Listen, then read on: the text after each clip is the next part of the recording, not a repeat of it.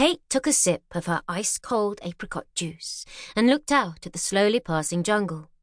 She was on the poop deck, the very top deck, of Miss Custard, a fancy white steamboat that was chugging through green waters and giant glossy leaves on a special cruise in celebration of the captain's new range of mayonnaise. Along with her dad and her best friend Rupert, Kate was here to write a food review for the Lookout Post by commission of her one true idol, Catherine Rodriguez. It was a very exciting job. Unfortunately, Kate was finding it difficult. This is why. "More shrimp!" trilled Captain Mustard from overhead. She was abseiling down the boat's huge chimney, glittery trousers flapping, with a steaming platter balanced on one hand. Captain Mustard seemed to be everywhere all at once. One second springing up from behind a coil of oily rope, the next swinging between open balconies and plonking herself right into the seat next to Kate. "You had better give me a good review now," said Captain Mustard, handing over the wobbly shrimp. "Not like those lies they spin in the Daily Spoon." "Of course," said Kate weakly. This time, the shrimps were covered in a lurid orange sauce, and, holy moly, were those sprinkles? "I think I'm going to be sick again," said Rupert, as soon as Captain Mustard had bounced away, globs of sauce splattering the deck behind her. Rupert had been sick 3 times already. It probably didn't help that he was a strict vegetarian and kept staring deep into the eyes of the dead shrimps and saying things like, "Do you think he had ever been in love?" Or, "This one could have been an incredible artist. I can tell by the antennae." It was getting very tedious, and Kate was struggling to write anything at all. Her diary was filled with scribbles and crossings out of the same words.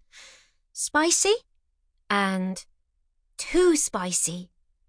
Again and again.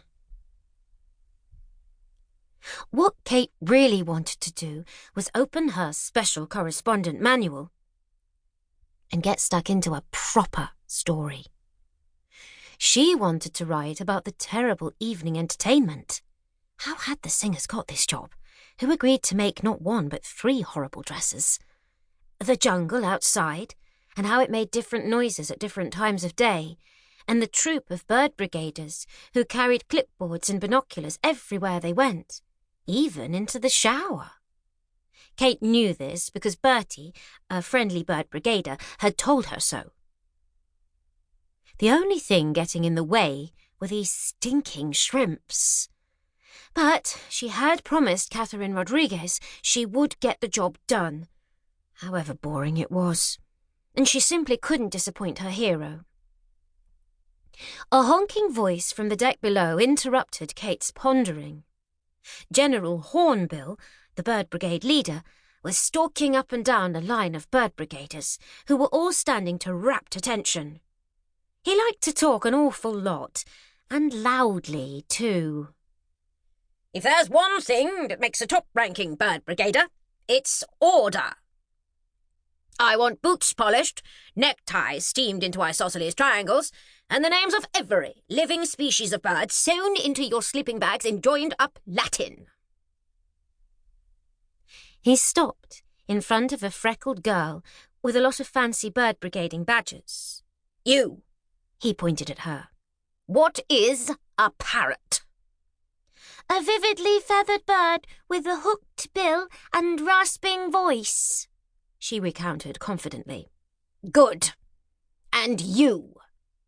He peered down his beaky nose at Bertie. "Recite for me, verbatim, the territorial call of the yellow-bellied ostrich." Bertie gulped nervously. "Ah!" "Wrong!" General Hornbill barked, over laughter from the rest of the brigade.